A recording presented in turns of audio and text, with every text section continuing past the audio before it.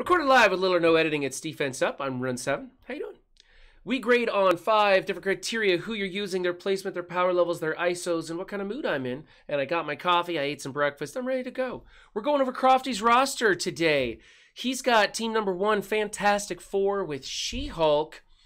She-Hulk's not big enough. That's really the issue here. Well, the whole team's really not big enough. This team kind of gets mowed over. Best way to beat Fantastic Four with She-Hulk is Fantastic Four with Namor. This team does scale really well, though. If you want to take the time to put the investment into them at higher levels, they're actually pretty tough. I just pulled 7 red stars on my She-Hulk. I'm going to be maxing her out just for the hell of it, bringing up the rest of the team along with it. I'm already stopping black orders with mine. So, you know, it's not a terrible war defense team to invest in. If you find yourself having extra resources, at least taking this team to gear tier 12, 6664, maybe putting in a couple of T4s in here, you're going to get some good value out of them.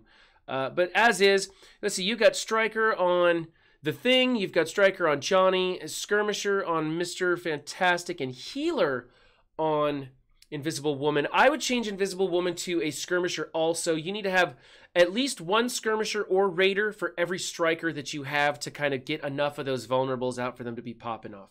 But otherwise, it's a pretty good team. So increase the power levels. You should consider changing that Healer to a Skirmisher. And I would change She-Hulk to a Fortifier, actually. Fortifier's working really well. I don't know why, but I tested it. It works pretty well. More coffee. Okay, team number 2 is a Sinister 6 Doc Ock. Yeah, looks good. I like everything about this. Yeah, you can add some more power into the exterior guys, but you don't really want to. This team's not going anywhere. You got it built just right. There's an A for that one. Guardians with Ghost. You've got Stryker, Skirmisher in the bottom row. That's good. Healer on Mantis and Stryker on Ghost. With this build, you might consider a Raider on Ghost, but it's not worth the investment to switch it over. I like this the way it is. I'm going to give you an A- for this. You could get a little more points into Mantis maybe, but this isn't a team you really want to invest in. But yeah, otherwise you're doing this right. Good job. Team number 4 is a Mercs with Shuri. I recently just took Shuri off of my Merc team in place of Korath. I'm testing it. I don't know if it's going to be any good or not. I'm just trying to increase the damage output and hopefully trip somebody up with an ability block that Korath might place. But Shuri is arguably the best setup for this team. This is what people like. So I'm thinking you got Skirmisher, Healer, Stryker, Skirmisher. I think you should maybe put Stryker on Merc Riot Guard. Those heals just aren't really happening that much. Plus you've got Shuri healing. So I would put Stryker on there. Get a little bit more damage output from your Taskmaster. Oh, yeah, that's the proper placement. Okay, yeah. Proper placement, pretty good on ISOs. It's totally acceptable. Yeah, you're definitely going to want to bring up the power level in Lieutenant. You need him to be a little bit tougher to handle some of the opening blasts of an X-Force. Otherwise, I like it. I'm going to give you the A- for this one. It's a team worth investing in still. Wave 1, Avengers. You've got the traditional setup. I think you should swap places with Hulk and Captain America. That's what everybody tells me works better. I don't even know why. But there's a lot of people that are adamant that it should be Captain America on the outside with Hulk next. I don't know why, but that's why. Then we're going to go Black Widow's good, Thor, and then there, yeah. Bring up the power level of Hawkeye and Hulk. They're pretty close, actually. They're pretty close. You just have a great big Black Widow in here, really offsetting the team. That's okay. Yeah, I dig it. It's good. You got the proper ISOs in there. You got the proper placement. You get an A for that one. Here's the AxMen on defense. You went with Raider on Iceman. That's interesting. A lot of people put Skirmisher for the focus boost. But Raider works. I don't know if he gets, you know, when he hits people when they take a turn and gives them slow or something like that. He does something. When they take a turn, he hits them. And I'm not sure if that will apply a vulnerable with Raider. I don't know.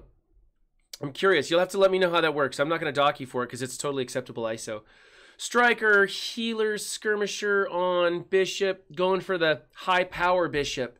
Because you can run skirmisher on bishop, and when he counterattacks, he places this vulnerable all the time. Or you can do striker for the pure out damage. At higher levels, you should definitely be going striker. This is a good setup right here.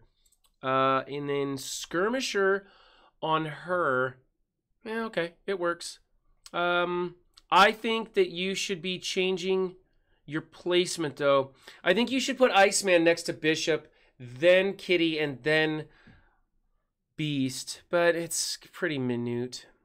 She's so dodgy. She's so incredibly dodgy. It's amazing. She's actually, a lot of people give Iceman and Kitty Pryde a bunch of crap. I'm building them up to bring them into Doom Raids instead of the other people that I had. I'm just finding them, they work at the higher levels. They just work. They add that extra counter stuff that's going on with the skirmisher striker combos and stuff. They just work. So I like this one. I'm going to give you an A-. I think there's some minor tweaks you could do to make it a little bit better. Team number 7 is Marauders with Doom and Minerva. So if your Strife was at 100K and had Fortifier, I would be giving you the A+ grade for this. Because you're taking the original team, you're swapping out 2 superior characters for the hybrid, which makes this team even tougher. The problem is that Shadowlands is going to come in here, and they're going to easily get past this Strife. You want to beef this Strife up so he has a better resistance check against Electra. Otherwise, your placement is perfect. Your ISOs are good. I'd like Fortifier on Strife. He works well with that barrier mechanic. You got Healer on everybody else because that's how it works. Striker on Doom. You have nobody placing a vulnerable here. It's too expensive to change Doom to a Raider, but you could. I wouldn't bother. I'd keep him as a striker for other game modes and stuff. But yeah, I like it. I'm gonna give you an A- for that team. Actually, I'm gonna give you the A for this team. It's an A team. It would be an A+ if you just tweaked up that Strife. And you know what? Strife is great in DD4. I don't care what anybody says. He's cheap. He's very effective when you bring in Sinister with him also. I found him incredibly useful in DD4. I thought he was a great pick for that. There's no reason not to beef him up if you're you know, not into DD4 yet. All right, H4H. Here we go. Heroes for Hire. This is Crofty's big boy team. He's putting in the work here. All right. You've got JJ in there. I hope that you are not... I assume you're not in a defense down room. If you're in a defense down room, you want to go with Kestrel. It's just a far superior build. If you're not in a defense down room, you do this. You get this JJ in there because she gives a resistance check against Surfers, stripping the charges off of anybody that he does his ult against, and it's very useful. You're going to want to bring up JJ's power. People are going to tend to target her early and just wipe her out of there. I think just getting her stars is probably going to be enough, and you might consider changing her to a Fortifier.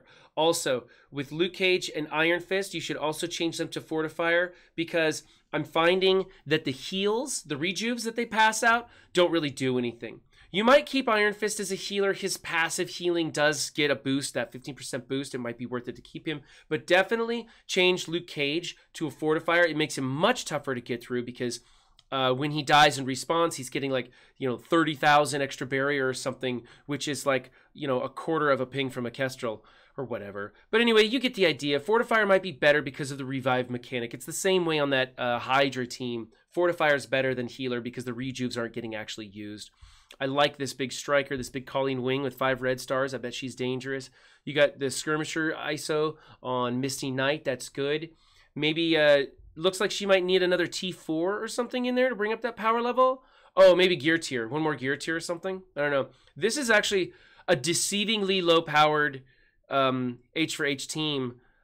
I know what Crofty's got into this, and this number right here is actually deceiving. Like I would look at this knowing what he's got invested in it. I would go into this team approaching it as though it was a 550 Heroes for Hire team and not mess around with this because this is the real deal right here. It's a good build.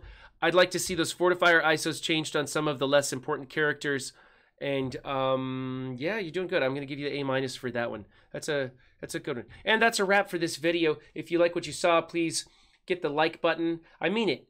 Turn your phone vertical right now. Hit the like button. Beat that algorithm. You know why your algorithm sucks? It's because you're not hitting the like button on my videos. That's why. Hit the like button. Go ahead and do it right now. All right. Thanks for joining me on this one. Don't just have a good game. Be good to yourself and others too. I'll see you next time. Bye.